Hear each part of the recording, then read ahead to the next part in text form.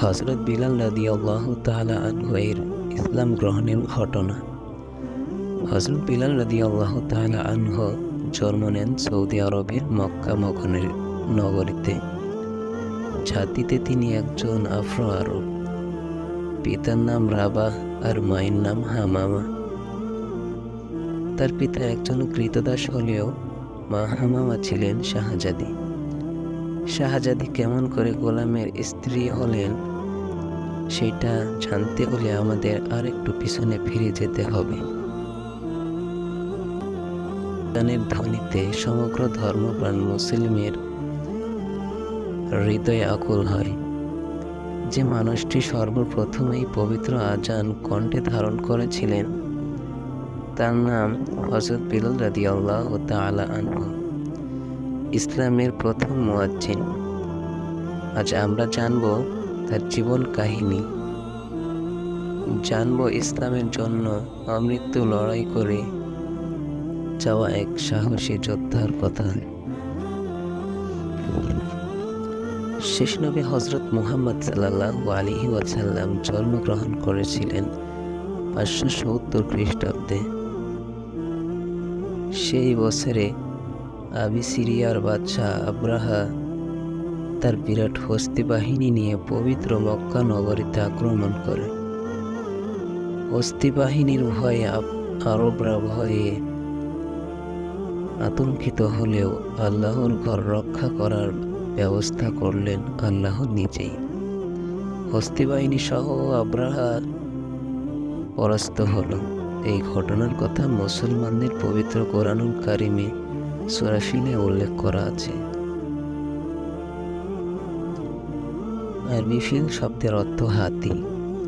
যুদ্ধে পরাজিত হয়ে আব্রাহার সমস্ত বাহিনী পালিয়ে গেল। যারা পালাতে পারল না তারা আরবদের হাতে বন্দী হলো।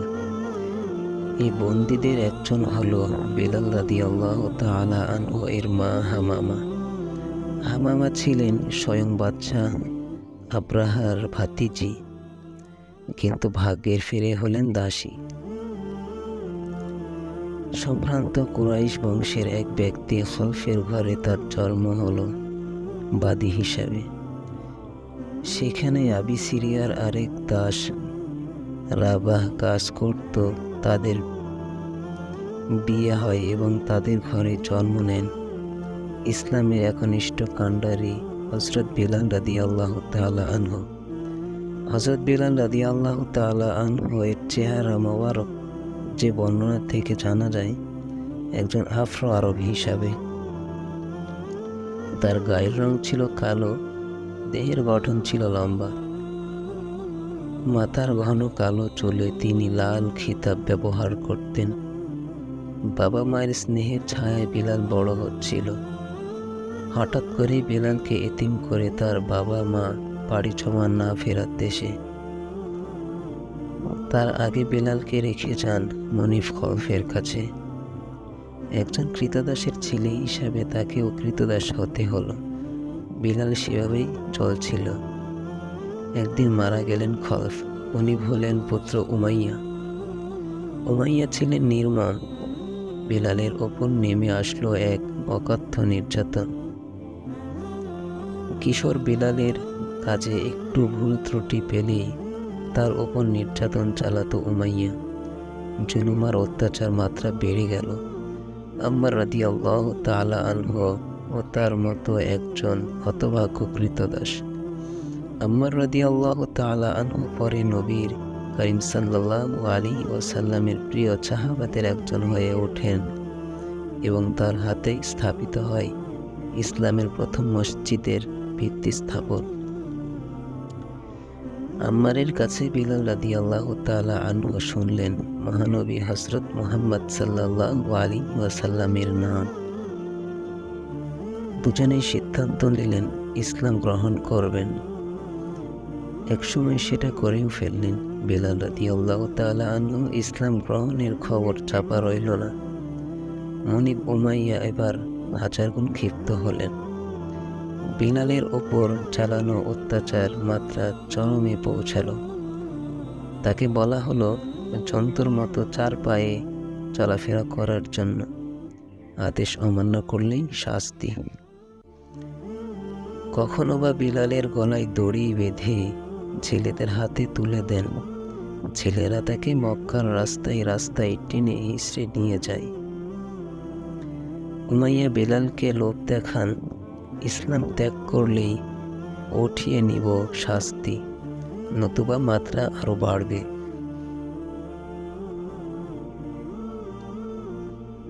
তিনি অমানবিক নির্যাতন সহ্য করে এবং প্রথম দিনগুলিতে এক ঈশ্বরের প্রতি আনুগত্য দেখিয়ে একটি বিরল উদাহরণ স্থাপন করেছিলেন। তার মা ছিলেন মক্কার কালো দাসীর একজন। এ কারণে কেউ কেউ তাকে কালো দাসীর ছেলে বলে ডাকতেন। হযরত বিলাল রাদিয়াল্লাহু তাআলা আনহু মক্কা মুকাররমায় প্রতিপালিত হন।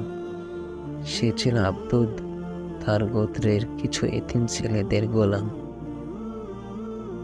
তার মৃত্যুর আগে তাদের পিতা কাফেরদের নেতা উমাইয়া ইবনে খালফের তাদের অভিভাবক নিযুক্ত করেছিলেন। নতুন ধর্ম ইসলামের আলো যখন মক্কা নগরীতে আলোকিত হয়ে ওঠে, যখন মহানবী সাল্লাল্লাহু আলাইহি ওয়াসাল্লাম কালিমার দাওয়াত প্রচার করতে শুরু করেন, তখন হযরত বিলাল রাদিয়াল্লাহু তাআলা আনহু প্রথম সৌভাগ্যবান ব্যক্তিদের মধ্যে ইসলাম গ্রহণ করেন। তিনি এমন এক সময়ে ইসলাম গ্রহণ করেন যখন তিনি এবং কিছু মানুষ ছাড়া পৃথিবীতে আর কোনো মুসলমান ছিল না।